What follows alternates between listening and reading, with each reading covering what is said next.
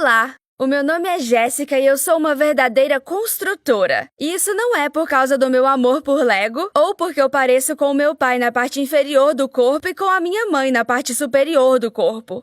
A verdade é que eu fiz 8 transplantes de certos órgãos e membros do meu corpo. E é por isso que eu me chamo de verdadeira construtora. Quando criança, eu não gostava de brincar de boneca, cozinha e bola. Eu era completamente obcecada por Legos. A minha família e amigos sabiam muito bem que eu não precisava de nenhum outro presente ou brinquedo além do Lego para me divertir. Mas eu também tinha outra paixão estranha. Quando eu ganhava bonecas de presente, eu rapidamente encontrava um uso para ela e trocava suas partes do corpo umas com as outras. Como resultado, eu tinha algum tipo de Barbie dinossauro. Mas agora eu me transformei em uma delas porque sou formada por órgãos e membros de 8 pessoas diferentes. Tudo começou quando eu tinha 7 anos e descobrimos uma alergia severa, mas ninguém conseguia entender o que me causava aquilo. Chegou a um ponto que eu me sufocava, perdia a consciência e ficava tão inchada que não conseguia nem abrir os meus olhos. E apenas 6 meses depois conseguimos entender o que estava acontecendo comigo. Eu descobri que tenho uma doença autoimune e o meu corpo rejeita os próprios rins. Ele não só os rejeita, mas está pronto para se matar apenas para não existir ao lado deles.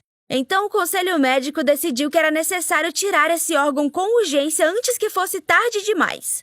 Eu não poderia viver sem os rins, então precisaria de um doador. Os médicos avisaram que os novos órgãos também poderiam ser rejeitados e aí as consequências seriam muito tristes. Mas de qualquer forma não havia escolha e eu decidi arriscar.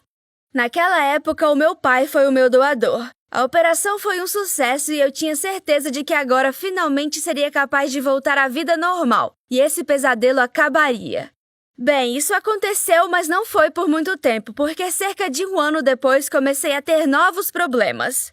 Tive outra alergia e era óbvio que a causa estava em algum lugar dentro de mim.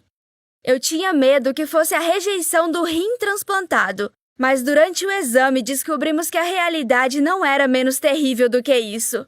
O meu corpo começou a rejeitar o seu próprio fígado. Eu chorei muito e literalmente entrei em desespero. Esse período em que o novo órgão também pode ser rejeitado é muito terrível e doloroso.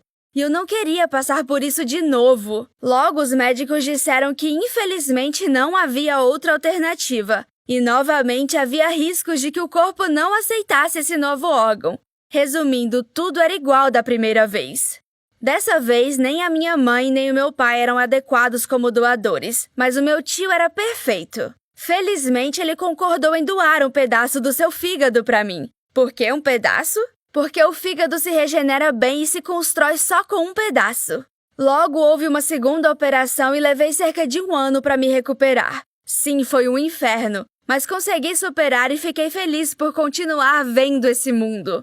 Mas, como você já deve ter adivinhado, a minha saga ainda não tinha acabado e logo tive que receber transplantes de um braço, uma perna, intestino delgado e uma glândula do pâncreas.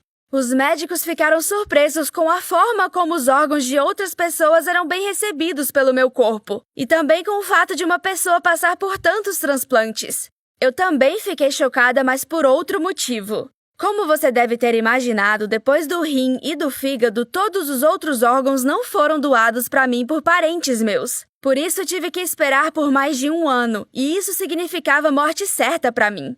Então, os meus pais e eu decidimos nos mudar para outro país onde as operações de transplante de órgãos eram mais fáceis e rápidas. E foi nesse país onde eu fiz as próximas 4 operações. Você pode até achar que isso não é grande coisa, mas cada operação de transplante custa muito dinheiro. E se os meus pais conseguissem pagar pela primeira com a venda de todas as propriedades, nós não teríamos dinheiro para as 3 operações seguintes. Então apelamos para uma fundação de caridade para arrecadar fundos para mim. Mas nem preciso dizer que coletar uma quantia com 6 zeros não é uma tarefa rápida, e essa arrecadação levaria pelo menos 6 meses. Mas não foi o meu caso, porque uma certa pessoa anônima transferiu dinheiro para os transplantes assim que a arrecadação começou. A mesma pessoa pagou pelas 4 operações e eu nem sabia o nome dela. E por mais que os meus pais e eu quiséssemos saber, nós não conseguimos descobrir o nome do anônimo. Todos responderam que a pessoa pediu para não ser identificada. Os funcionários da instituição de caridade disseram nunca ter visto nada parecido antes. Eles já tinham visto empresários que pagaram parte da operação de alguém ou transferiram uma grande quantia em nome da fundação e não para uma pessoa específica. Mas pagar pela operação 4 vezes para a mesma pessoa e logo após a abertura da arrecadação era algo inédito. Era óbvio que eu simpatizava muito com o doador ou qualquer outra coisa assim. Mas no começo isso não foi muito importante para mim, porque antes de tudo eu era extremamente grata a ele, assim como os meus pais. Mas mesmo assim eu queria agradecer pessoalmente porque eu devia a minha vida àquela pessoa. O tempo passou e eu já tinha aceitado o fato de que não iria descobrir o nome do meu salvador.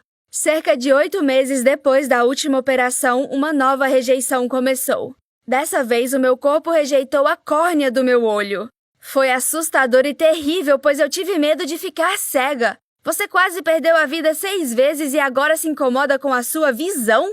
Sim, eu já disse que adoro este mundo e é muito importante para mim poder vê-lo. Eu aprendo com mais facilidade quando visualizo as coisas e perder a minha visão é mais assustador do que perder a vida. Quando a próxima arrecadação foi aberta, o doador anônimo novamente pagou por 100% da operação e logo eu fiz o transplante de córnea. Nos primeiros dias eu estava com curativos nos olhos e não via nada, mas a minha mãe me acalmava estando ao meu lado. Mas ela teve que ir em casa buscar algumas coisas e ficou fora bastante tempo. Eu já estava começando a me preocupar quando percebi que alguém havia entrado no quarto. Esses não eram os passos da minha mãe e eu pensei que fosse um médico ou uma enfermeira. Então esperei até que a pessoa se anunciasse. Eu ouvi a pessoa se sentando na cadeira na minha frente e com a minha pele senti seus olhos em mim. Mas ainda estava em silêncio e eu me senti inquieta. Então ouvi a voz de um homem que contou a sua história em tom suave. Há 18 anos nasceu a minha filha. Eu estava nas nuvens de alegria, pois ela era minha primeira filha. 3 meses após o seu nascimento, minha esposa, eu e nosso bebê estávamos viajando de ônibus e de repente a garota parou de respirar. Começamos a sacudi-la, demos tapinhas em suas costas, mas não houve resultado. Então a minha esposa gritou e pediu ajuda dos outros passageiros. Todos estavam chocados, mas não fizeram nada enquanto o bebê ficava azul. Alguém disse que não havia nada a ser feito e devíamos aceitar, mas não podíamos desistir. Então um carro parou ao lado do ônibus, um homem saiu dele e perguntou o que estava acontecendo. Depois que explicamos, ele pegou o bebê e começou a mexer nela. 1 minuto depois aconteceu um milagre e ela voltou a respirar. Aquele homem que salvou o bebê era o meu pai. Ele sabia primeiros socorros e não hesitou em ajudar ao descobrir que uma criança estava com problemas. O estranho disse que queria agradecer, mas meu pai se recusou e desapareceu. Depois de um tempo, esse homem ficou muito rico, mas sempre se lembrou do meu pai que salvou a filha dele. Quando ele viu uma foto da nossa família pedindo ajuda, ele reconheceu meu pai imediatamente e começou a me ajudar sem hesitar. O meu pai salvou a vida da filha dele. Como diz o ditado, nós colhemos o que plantamos, seja para o bem ou para o mal. Você acredita que recebemos exatamente o que plantamos nesse mundo? Me conte nos comentários, deixe seu like e se inscreva no canal.